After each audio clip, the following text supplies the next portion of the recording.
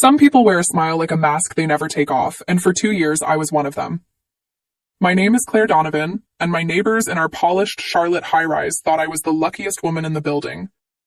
What they never saw was the long-sleeve cardigan I wore in 90-degree heat to hide the bruises underneath.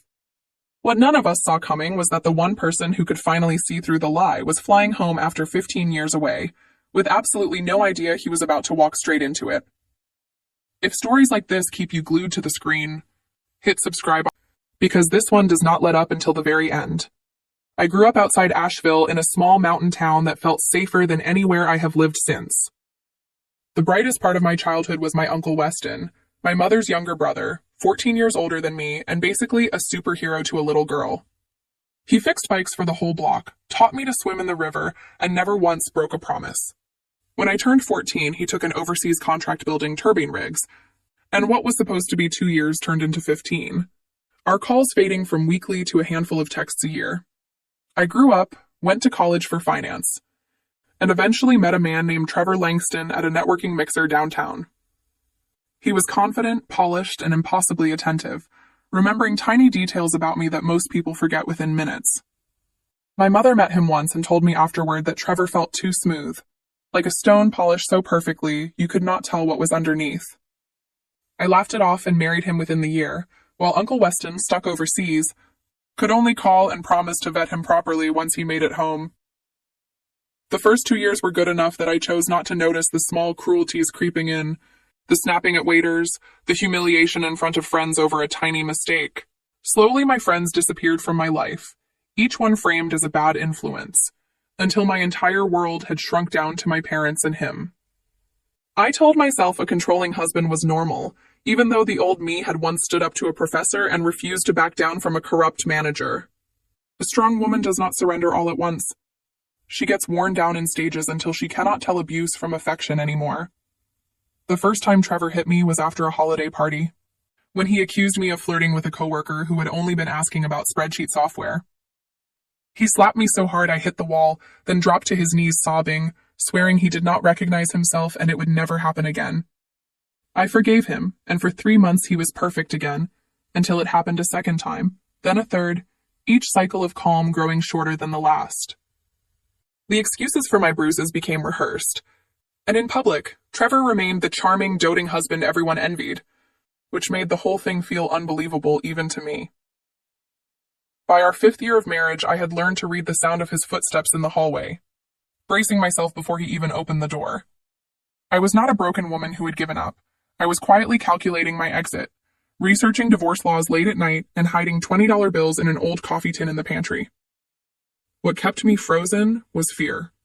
Fear that I could not survive financially since Trevor had pushed me into a lower-paying job, and fear that no one would take my word over his charm. Then one afternoon my mother called with news that changed everything. Uncle Weston had finished his final contract overseas and was finally coming home for good. Something in me cracked open at the sound of it, a small, forgotten warmth flooding back in, the memory of a man who always kept his promises. In the weeks before his return, Trevor grew strange and tense in a new way, glued to his phone, sliding onto the balcony to take calls I was not meant to hear. One night I caught a glimpse of a banking app notification on his unlocked phone showing a staggering overdue balance, and when he caught me looking, he grabbed my wrist so hard it left a bruise and hissed at me to mind my own business. 3 days before my uncle's flight landed, Trevor exploded over something as small as the wrong brand of coffee, then shoved me hard into the corner of the kitchen island, leaving a bruise that spread dark across my ribs. The next morning, I studied a map of pain across my body that no staircase could explain, and that same day my mother called to remind me we were all driving to the airport in 2 days to welcome Weston home. Staring at my reflection, I finally texted my mother the truth I had buried for 2 years, telling her I needed to talk in person. At my parents' house 2 days later, my mother spotted the bruise on my wrist the moment my sleeve slipped, and her face turned to stone as she demanded the truth. I sobbed for the first time in months, finally saying out loud everything I had swallowed for 2 years, and when I finished, she asked only one question: "What are you going to do now?" I told her I wanted a divorce, but had no idea how to do it safely with no money and no name on the condo, and she promised we would figure it out together, especially with Weston finally coming home to help. The airport reunion was everything I remembered. until Weston's hands paused on my back and he pulled away just far enough to study me with the same sharp eyes he once used to diagnose a broken engine. He noticed I was too thin, and when my sleeve rode up, revealing the fading edge of a bruise, I saw suspicion flicker across his face before I yanked the fabric back down. That night he insisted on riding home with me to finally meet Trevor properly, and I could not find a polite way to say no. Trevor turned on the full performance the moment we walked in, pouring expensive scotch and playing the gracious host, while Weston sat back collecting evidence one detail at a time, noting how I kept my sleeves pulled down in a warm apartment, and how oddly specific Trevor was about the condo having a clean title with no shared claims. When he asked if I was really okay while Trevor stepped out, I panicked and told him I was just tired from work. He said only, "I believe you for now," and that sentence sat heavy in my chest the entire drive home.